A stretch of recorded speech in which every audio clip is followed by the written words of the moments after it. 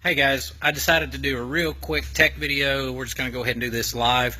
Normally we would have, we had started our process there of doing the weekly tech videos. It's been crazy busy around here, and of course with the holiday season, us trying to get projects done.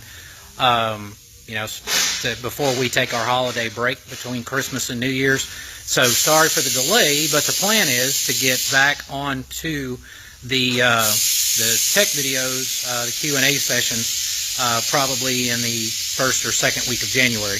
Now, the second week of January, I'll be going to Verona, Italy for the International Motorbike Expo. Looking forward to that. So it's going to maybe be a busy January as well. So if you guys will hang in there with us, we'll get back on schedule with doing the tech videos. I do, at the end of the video here, I'm going to touch on something we had talked about when we did the last video about storing your motorcycle. And we had also mentioned in another one about ethanol fuel. So I want to show you a set of cylinders that will kind of help you understand some of the tips that I gave then. But for the time being, we're going to take a quick walk around the shop. I want to show you guys a few things that we're working on. Let me switch the camera around here.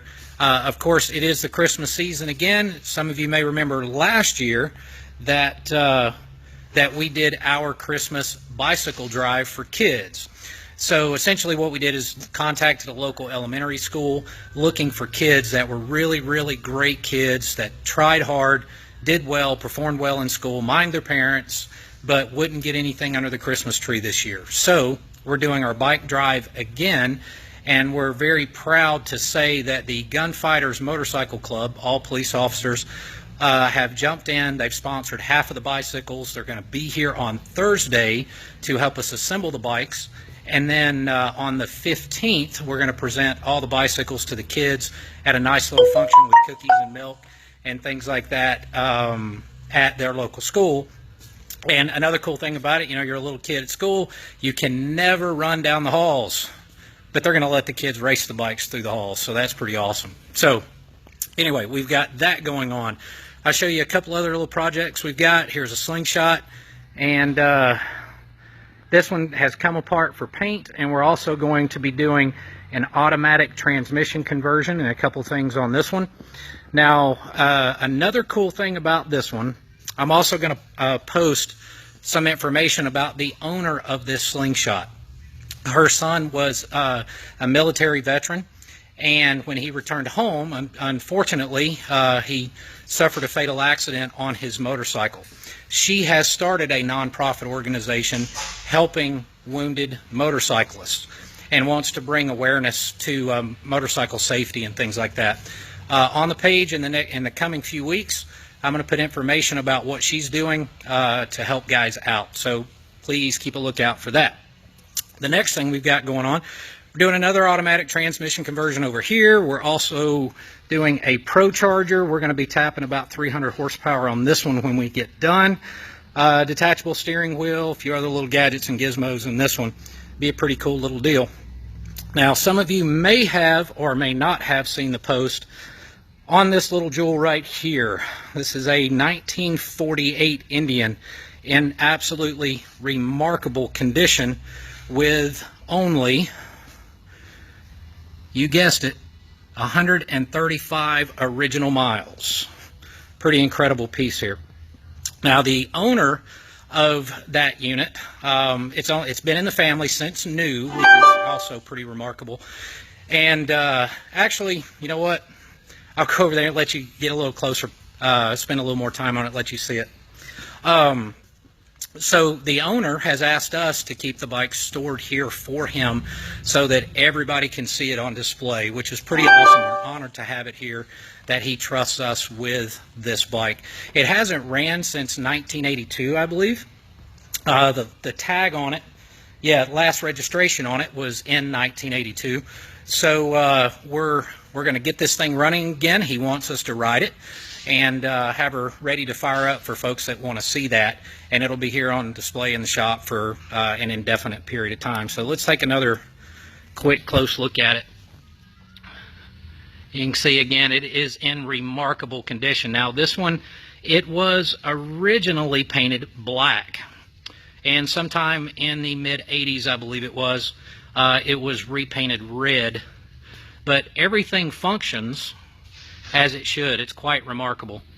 So just a great bike. I will show you guys that may not know one interesting little mechanical thing about it. Of course, you can tell that it does have a tank shift on it, foot clutch, which here's your rocker assembly for the foot clutch there.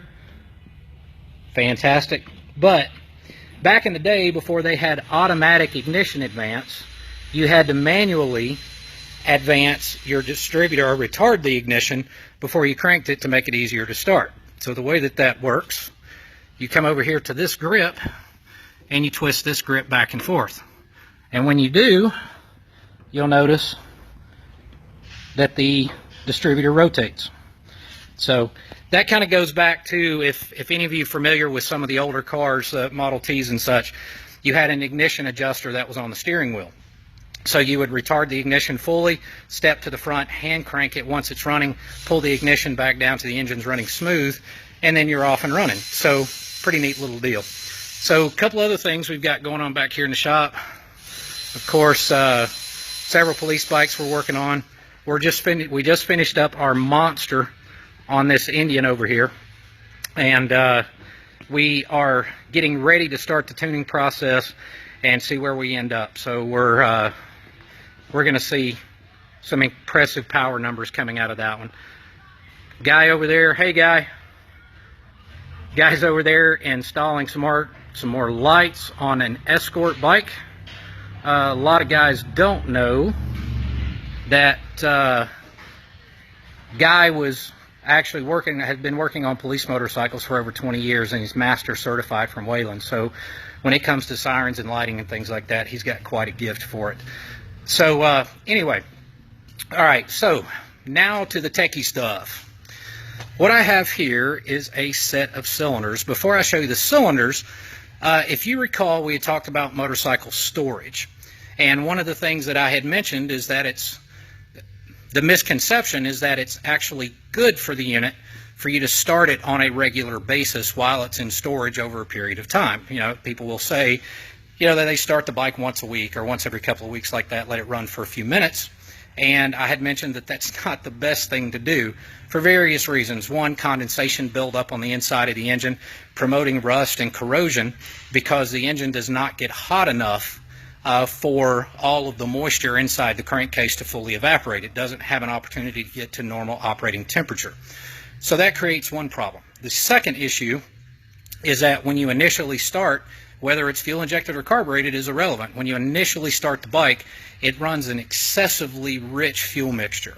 Okay, so during that very short starting phase, you can actually dilute the oil film that's on the inside of the cylinders and promote wear inside the cylinders, if you will, because of that blast of fuel washing the cylinder walls down.